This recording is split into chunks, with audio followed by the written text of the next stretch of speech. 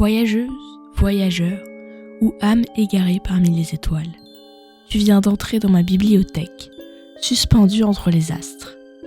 Ici, chaque livre abrite une infinité de contes, écrits par des plumes enchantées. Je suis Miaoutra, gardienne de ces récits oubliés. Je veille sur les royaumes que j'ai créés, et cette nuit, je vais te conter une histoire. Cette histoire se nomme Parmi les étoiles. Le soleil se levait sur une petite colline.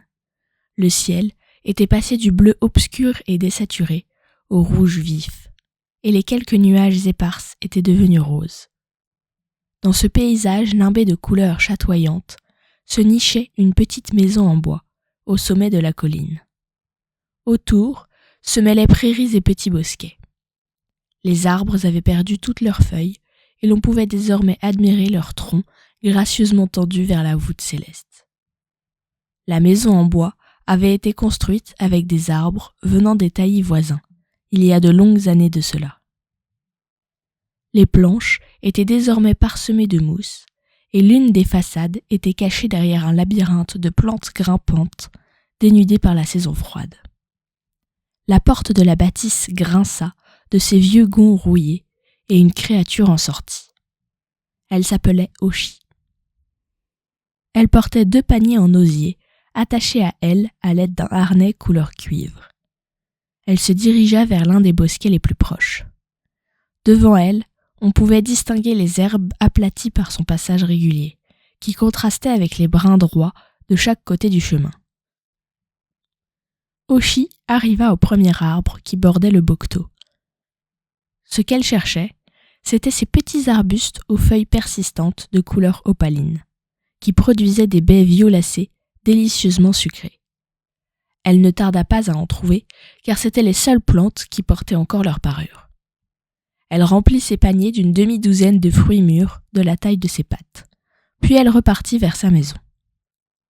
L'aurore était passée, et les couleurs du ciel étaient redevenues bleutées. La créature se détachait dans ce paysage par sa robe orange, crème et blanche. Elle ressemblait à un pangolin poilu, doté d'une longue queue finissant en spirale. De chaque côté de son corps, les paniers se balançaient au rythme de ses pas.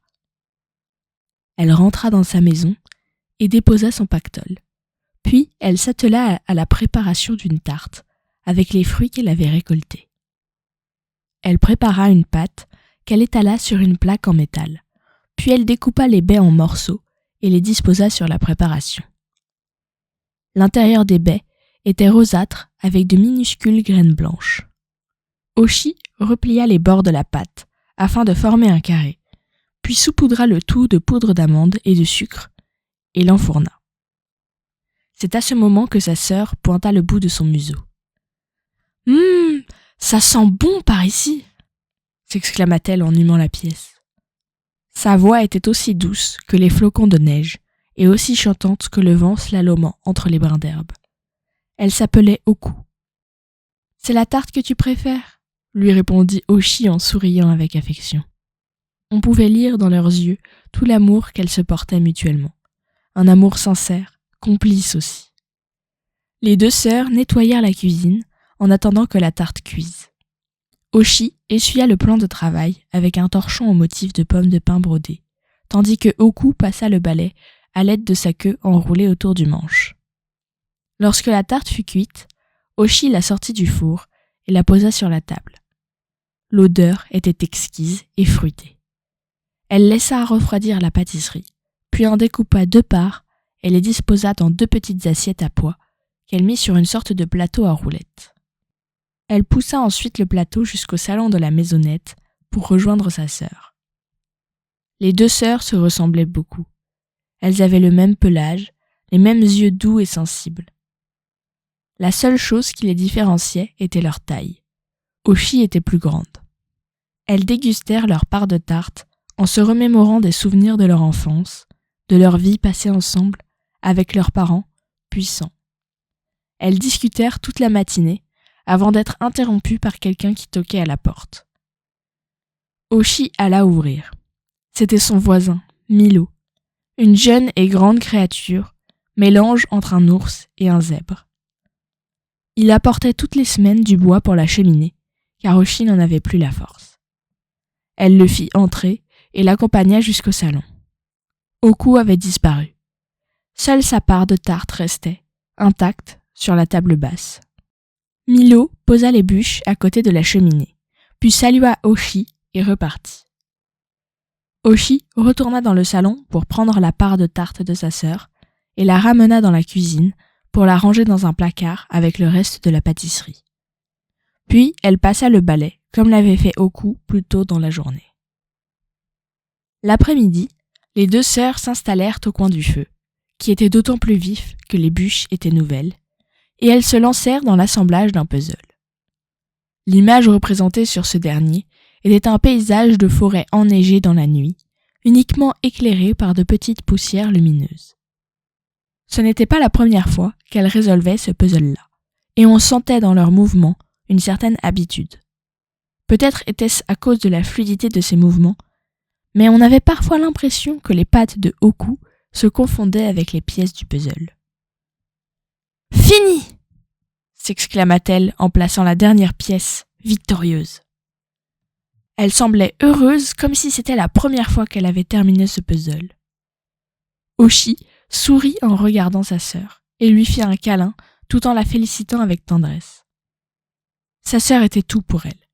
Elle avait eu beau l'agacer quelquefois, elle ne comptait plus le nombre de souvenirs heureux qu'elle avait avec Oku, le nombre de fois où elles avaient partagé un sourire, le nombre de fois où elles avaient rigolé à une blague stupide, le nombre de fois où elles s'étaient soutenues mutuellement. Le soir arriva un peu trop vite au goût de Oshi, et elle s'endormit avec un sentiment de mélancolie. Quelques jours s'écoulèrent sans que Oku ne pointe le bout de son museau. Oshi ne s'en inquiétait pas, elle savait que c'était normal. Elle profitait de son temps pour s'exercer à la peinture et à la broderie. Elle lisait aussi des romans d'aventure et des traités de biologie. Elle avait déjà lu des dizaines de fois certains des livres peuplant ses étagères, mais elle demandait toujours à Milo de lui en apporter de nouveaux. Un matin, bien avant l'aube, elle voulut revoir sa sœur, revivre ses souvenirs avec elle. Elle sortit dans l'obscure clarté de la nuit et leva sa tête vers les étoiles. Alors, elle tendit ses pattes vers le ciel et commença à peindre avec les astres. Elle trempait ses griffes dans les lueurs célestes et déposait la scintillance délicate dans les airs avec soin. Elle s'attelait à son œuvre avec précision, commençant d'abord par tracer une silhouette, avant d'ajouter des détails, couche par couche. Elle peignait en 3 dimensions, tournant autour de son tableau, virevoltant lentement dans les airs, comme si elle nageait. Chaque trait précisait son œuvre, jusqu'à ce que la silhouette devint plus réelle, plus tangible, jusqu'à devenir une véritable créature éthérée, jusqu'à devenir Oku. Une fois l'ouvrage achevé, Oshi et Oku se firent face dans le paysage coloré du début de l'aurore. Oku semblait absente, et ses contours presque translucides. Oshi dirigea sa sœur vers la maison et l'installa dans le salon, puis elle prit les paniers et les mit sur son dos. Elle sortit ensuite cueillir des baies dans le bosquet d'à côté. À son retour, elle prépara une tarte carrée avec les gros fruits violacés à l'intérieur rose piqué de blanc. Ça sent bon par ici !» s'exclama Oku en pointant le bout de son museau dans la pièce, alors que la tarte était toujours au four.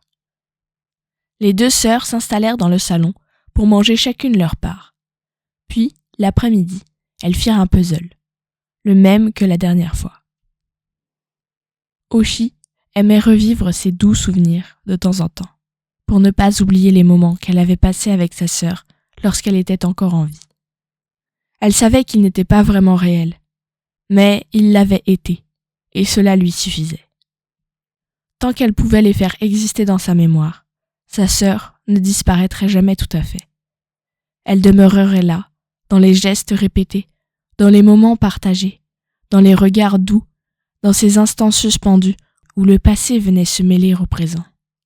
Elle demeurerait parmi les étoiles. Ainsi se referme ce conte, mais bien d'autres encore sommeillent dans ma bibliothèque. Si cette histoire a trouvé un écho en toi, partage-la avec d'autres âmes et laisse un like ou 5 étoiles pour qu'elle continue de briller. Pour ne manquer aucune légende, abonne-toi. Et si tu veux m'aider à veiller sur ces récits, rends-moi visite sur ma boutique en ligne Ko-fi. Tu y trouveras des créations issues de mon univers. Tu peux aussi me suivre sur Instagram pour être informé des prochains épisodes. À bientôt pour de nouveaux récits et d'ici là, garde un œil vers les étoiles. Qui sait, peut-être apercevras-tu ma bibliothèque.